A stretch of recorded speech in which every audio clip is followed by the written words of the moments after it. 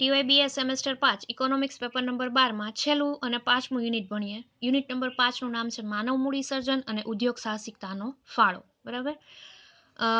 પ્રસ્તાવના જોઈએ તો કે આપણને બધાને ખબર છે કે આર્થિક વિકાસ છે એ માનવ સંસાધન માટે કેવું તો કે અગત્યનું સાધન છે. બરાબર. માનવ મૂડીમાં રોકાણ કરવાની વિચારધારા તાજેતરના વર્ષોમાં વિકાસ પામી છે. જેમ જેમ માનવ મૂડી સર્જન હશે એમ આર્થિક વિકાસ કેવો હશે તો કે પૂરતા પ્રમાણમાં હશે. કોઈ પણ દેશ માટે માનવ મૂડી છે એ કેવું છે તો કે એક અગત્યનું સાધન છે. જો માનવ મૂડી જ પૂરતા પ્રમાણમાં નહીં હોય તો આર્થિક વિકાસ છે શક્ય બને નહીં. બરાબર. અર્થવ્યવસ્થામાં માનવ સંસાધન બે પાસા ધરાવે છે. એક તો એને ઉત્પાદનનું સાધન માનવામાં આવે છે અને બીજું એને સાધ્ય પણ છે. અને બીજી રીતે આપણે કેવું હોય તો કેવું શકીએ એવી રીતે કહી શકીએ કે એક તો ઉત્પાદકતા છે અને ઉપભોક્તા પણ છે. આર્થિક વિકાસ અને માનવ સંસાધન છે એકબીજાના કેવા છે તો કે પૂરક. જો આર્થિક વિકાસ સાધવો હોય તો તમારે માનવ વિકાસ ઉપર ધ્યાન આપવું પડે અથવા તો માનવ સંસાધન ઉપર ધ્યાન આપવું પડે. જો માનવ સંસાધન જ નહીં હોય તો આર્થિક વિકાસ છે શક્ય નથી. બરાબર. આર્થિક વિકાસ છે એ માનવીના જીવન ધોરણને ઊંચું લાવવાનો પ્રયાસ કરે છે અને આર્થિક વિકાસ છે એ સ્વયં જ કેવું તો કે માનવ સંસાધન દ્વારા સિદ્ધ થતો હોય. એટલે આમ આપણે બે ગણવા જઈએ તો કે આર્થિક વિકાસ અને માનવ સંસાધન છે એ કેવો છે તો કે એકબીજાના પૂરક છે. જો આર્થિક વિકાસ હોય તો માનવ સંસાધન હોય, જો માનવ સંસાધન હોય તો આર્થિક વિકાસ હોય. બરાબર. અને દુનિયાના જે કઈ વિકસિત દેશો છે એમાં કૌશલ્યયુક્ત માનવ શ્રમે વિકાસની ગતિ વધારી છે. આપણને ખબર છે જાપાન, અમેરિકાની બધાની વાત કરીએ તો એમાં માનવ શ્રમ કેવો છે તો કે કૌશલ્યયુક્ત. એના કારણે એનો આર્થિક વિકાસ એ કેવો છે તો કે સારા એવા પ્રમાણમાં છે.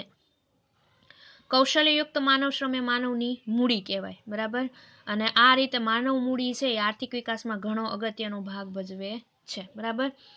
હવે આપણે માનવ મૂડી સર્જનનો અર્થ તપાસીએ. બરાબર. બીજું, માનવ મૂડી સર્જનનો અર્થ તો એવું કહી શકાય કે વ્યાપક અર્થમાં માનવ મૂડીમાં રોકાણ એટલે શિક્ષણ, સ્વાસ્થ્ય અને કેટલીક સામાજિક સેવાઓ માટે કરવામાં આવતું ખર્ચ. અને સંકુચિત અર્થમાં મારે કેવું હોય તો માનવ મૂડીમાં રોકાણ એટલે શિક્ષણ તથા તાલીમ કે પ્રશિક્ષણ માટે કરવામાં આવતું ખર્ચ. બરાબર.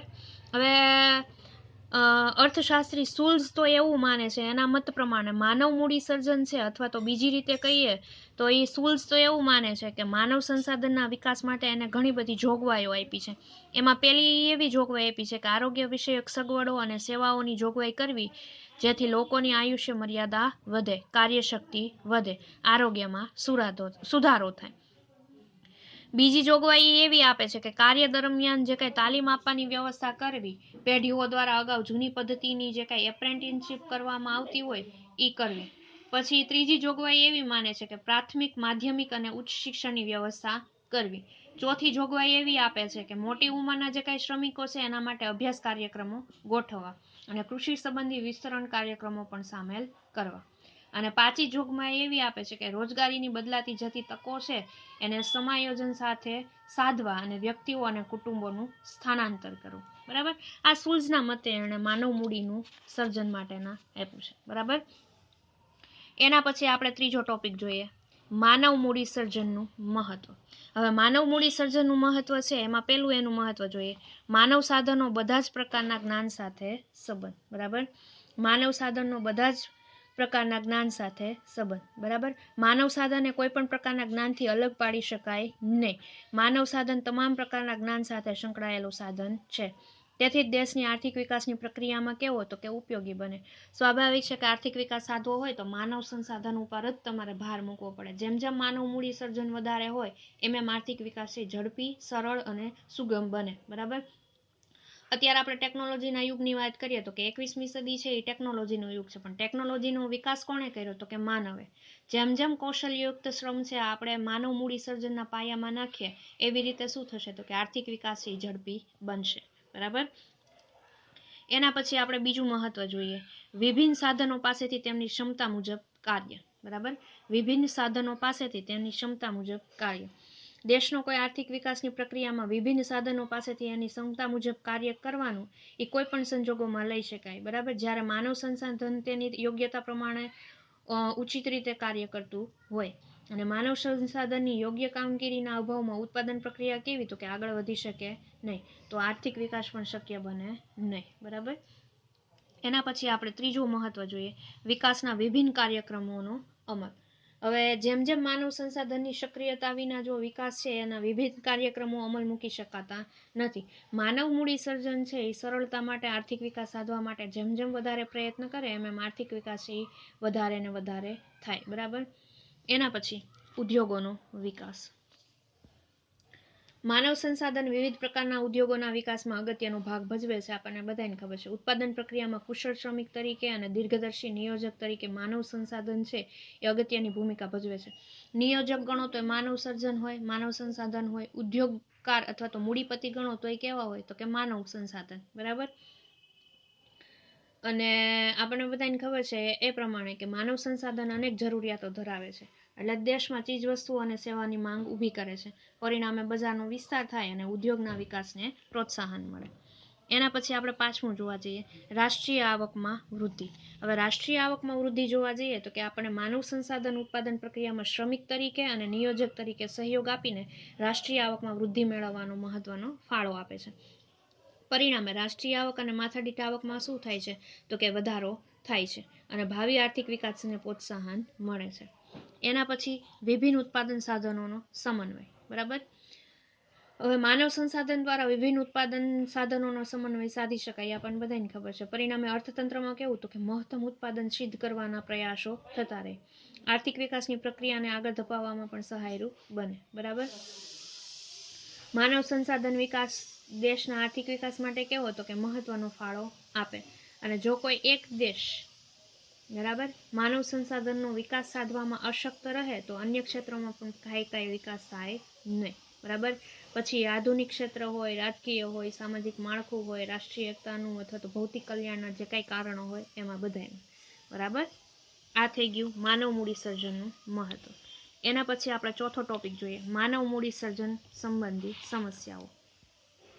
માનવ મૂડી સર્જન સંબંધી સમસ્યાઓ. બરાબર. એમાં પહેલું જોઈએ માનવ મૂડીનો કુલ સ્ટોક. હવે માનવ મૂડીનો કુલ સ્ટોક છે એ પહેલી સમસ્યા છે. જોઈએ આપણે તો કે અલ્પ વિકસિત દેશમાં માનવ મૂડીના કુલ સ્ટોક વિશે આપણે અંદાજ બાંધવો કેવો છે તો કે મુશ્કેલ છે. બરાબર. પશ્ચિમનો જે કાંઈ યુરોપ દેશો છે એમાં અમેરિકા છે વિકાસના પ્રારંભિક તબક્કામાં કેવું તો કે માનવ મૂડી કરતાં ભૌતિક મૂડીની જરૂર વધારે રહેતી હતી અને વિકાસ સાધવા માટે પ્રયત્ન કરવા હતા તો કે અલ્પ વિકસિત દેશના વિકાસમાં શરૂઆતના તબક્કામાં માનવ મૂડી ખૂબ જરૂરી બને. કારણ કે વિકાસ માટે આપણને ખબર છે કે વિવિધ પ્રોજેક્ટો તૈયાર કરવાના હોય, એમાં નિષ્ણાંતોની જરૂર પડે, કૌશલયુક્ત માનવ સંસાધનનો અભાવ છે એ આપણે હોય. એટલે આપણે માનવ મૂડીનો કુલ સ્ટોક કેવો હતો કે માનવ મૂડીનો કુલ સ્ટોક છે એ માનવ મૂડી સર્જનની પહેલી સમસ્યા છે. બરાબર. એના પછી બીજું જોઈએ માનવ મૂડીનો વૃદ્ધિ દર. હવે માનવ મૂડી સર્જનનો દર સ્પષ્ટ રીતે રજૂ કરી શકાતો નથી. બરાબર. પણ આ અંગેની એક સમસ્યા ગણાય છે. સામાન્ય રીતે એવી રજૂઆત કરવામાં આવે છે કે માનવ મૂડીનો જે સંચય દર કે વૃદ્ધિ દર છે શ્રમદળના વૃદ્ધિ દર કરતાં કેવો હોવો જોઈએ તો કે ઊંચો હોવો જોઈએ. એટલું જ નહીં તે અર્થતંત્રના વૃદ્ધિ દર કરતાં પણ કેવો હોવો જોઈએ તો કે ઊંચો રહેવો જોઈએ. બરાબર. એના પછી આપણે ત્રીજું જોવા જઈએ માનવ મૂડી રોકાણ માટેની તરે. માનવ મૂડી રોકાણ એ મુખ્યત્વે કેવા તો કે શિક્ષણમાં કરવામાં આવતું રોકાણ છે. એશિયા અને આફ્રિકા જેવા દક્ષિણ અમેરિકાના જે મોટાભાગના દેશ છે એમાં પ્રાથમિક શિક્ષણ ઉપર કેવો તો કે વિશેષ ભાર મૂકવામાં આવ્યો છે. માધ્યમિક શિક્ષણને તેના કરતાં નીચો અગ્રતા ક્રમ અપાય છે. પરંતુ હકીકતમાં તો માધ્યમિક શિક્ષણને ઉચ્ચ અગ્રતા ક્રમ આપવો જોઈએ. જેના કારણે શું થાય તો કે વિકાસ માટે જરૂરી ટેકનિકલ શિક્ષણ અને કૌશલ્ય પૂરા પાડવાની ક્ષમતા ધરાવતા દેશ થઈ જાય. બરાબર. એના પછી આપણે ચોથો ટોપિક જોઈએ કાર્ય દરમિયાન તાલીમ કાર્યક્રમો. બરાબર. કાર્ય દરમિયાન તાલીમ કાર્યક્રમો. હવે જે કાંઈ વિકાસ સાધતા દેશો છે એમાં કાર્ય દરમિયાન જે કાંઈ તાલીમ કાર્યક્રમ છે એના લક્ષ્ય કેવું તો કે ઓછું આપવામાં આવે. કૃષિ સંબંધી તાલીમ, પ્રૌઢ શિક્ષણ, જોબ સાથે સંકળાયેલી જે કાંઈ કામગીરી છે એના માટે વિશિષ્ટ તાલીમ. એના દ્વારા શું થશે તો કે એના દ્વારા માનવ મૂડી સર્જનની પ્રક્રિયા આગળ વધારી શકાય. બરાબર. પ્રૌઢ શિક્ષણના જે કાંઈ લોકોનો વિકાસ છે એમાં તો કે એ દ્રષ્ટિકોણમાં પરિવર્તન લાવીને એને ખેતી અને અમુક ધંધા ઉદ્યોગી સંબંધી શું આપવાની તો કે તાલીમ આપવાની. જેના કારણે આર્થિક વિકાસ છે એ શક્ય બને. અને પાંચમું છે પ્રેરણાનો અભાવ. હવે માનવ મૂડી સર્જનની એક મહત્વની સમસ્યા એ છે કે કાર્યક્ષમતા સુધારો કરવા માટેનો પ્રેરણાનો અભાવ ગણાવી શકાય. વધુને વધુ લોકો ઉત્પાદન પ્રવૃત્તિઓ જોડાવા માટે પ્રેરાય અને દેશના આર્થિક વિકાસ માટે અત્યંત આવશ્યક ગણાય. બરાબર. પરંતુ માનવ મૂડી રોકાણ સંબંધી કાર્યક્રમ છે ત્યારે જ અસરકારક બને કે જ્યારે લોકો છે એ સક્રિયપણે સામેથી સહાય આપે, બરાબર, સહયોગ આપે. અને કૃષિ તાલીમ, પ્રૌઢ શિક્ષણ, અમુક ધંધા માટેની વિશિષ્ટ તાલીમ, એ બધું ત્યારે જ પરિણામદાયક બને કે જ્યારે લોકો છે એને મળતા લાભો લેવા માટે પ્રેરાય, બરાબર. એના પછીનો આપણે 5મો ટોપિક જોઈએ, માનવ મૂડી સર્જન માટેના રોકાણના ધોરણો, બરાબર. માનવ મૂડી સર્જન માટેના રોકાણના ધોરણો. એમાં આપણે પહેલું જોઈએ મળતરના દરનું ધોરણ, બરાબર. હવે મૂડીરોકાણ કરવાની દ્રષ્ટિએ શિક્ષણને 3 વિભાગમાં વહેંચી શકાય, આપણને બધાને ખબર છે. કયા કયા? તો કે પેલું ભાવિ ઉપભોગ માટેનો ભાગ, બીજું ભાવિ કમાણી માટેનો ભાગ, અને ત્રીજું ભાવિ કમાણી માટેનો ભાગ, બરાબર. હવે 3 માટે ત્યારે જ શક્ય બને કે જ્યારે માનવ મૂડી સર્જન છે એ વિશેષ પ્રમાણમાં હોય, વ્યાપક પ્રમાણમાં હોય, બરાબર. લોકોને ભૌતિક લાભોનો ભાગ મળી રહેતો હોય, શિક્ષણના સ્તરમાં સુધારો હોય, વ્યક્તિની કમાણી કરવાની શક્તિ એના કોલેજ શિક્ષણ પર જ આધાર રાખતી ન હોય, કુદરતી શક્તિ, સામાજિક પ્રતિષ્ઠા, અનુભવ, કૌટુંબિક સંબંધો, આવડત, કૌશલ્ય વગેરે પણ શું કરે તો કે વિકાસ પામતા માનવ મૂડી સર્જનમાં વધારો કરે, બરાબર. કૌશલ્ય વૃદ્ધિ કરવા માટે તો કે રોકાણ માત્ર સંબંધિત વ્યક્તિઓની જ આવક નહીં, પરંતુ દેશના અર્થતંત્રના સમગ્ર ઉત્પાદન ઉપર ધ્યાન રાખવામાં આવે. એટલે માનવ મૂડી સર્જન માટેના રોકાણોનું પહેલું કારણ કયું છે તો કે મળતરના દરનું ધોરણ. બીજું, કુલ રાષ્ટ્રીય આવકમાં શિક્ષણના યોગદાનનું ધોરણ, બરાબર. બીજું, કુલ રાષ્ટ્રીય આવકમાં શિક્ષણના યોગદાનનું ધોરણ.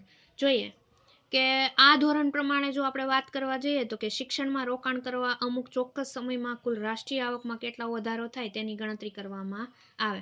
અને પ્રોફેસર સુલ્ઝે આપણે આગળ જોઈ ગયા એ પ્રમાણે કે 1900 થી 1956 સુધીના સમયગાળામાં અમેરિકામાં જે કંઈ માપદંડનો ઉપયોગ કર્યો હતો એવું જ તારણ આપણા ભારત માટે રજૂ કર્યું છે કે ભૌતિક મૂડીમાં રોકાણ કરતા શિક્ષણમાં રોકાણનું મળતર કે યોગદાન છે એ 3.5 ગણું વધારે છે, બરાબર. અને સુલ્ઝે તો એ સમયે વિભિન્ન ગાળામાં શિક્ષણ દ્વારા માનવ મૂડી સર્જનનો હિસાબ પણ રજૂ કર્યો હતો, બરાબર. એના પછી આપણે ત્રીજું જોવા જઈએ શેષ સાધન ધોરણ, બરાબર. હવે શેષ સાધન ધોરણ દ્વારા પ્રોફેસર સોલો, ડેનિસન, કુઝનેટ્સ વગેરે શું કર્યું તો કે આ ધોરણ કે માપદંડનો ઉપયોગ કર્યો છે. અને એઓના મત પ્રમાણે રાષ્ટ્રીય ઉત્પાદનમાં યોગદાનના 2 પ્રકારના સાધનો દ્વારા થતું હોય, એક તો મૂડી અને બીજું શ્રમ, બરાબર.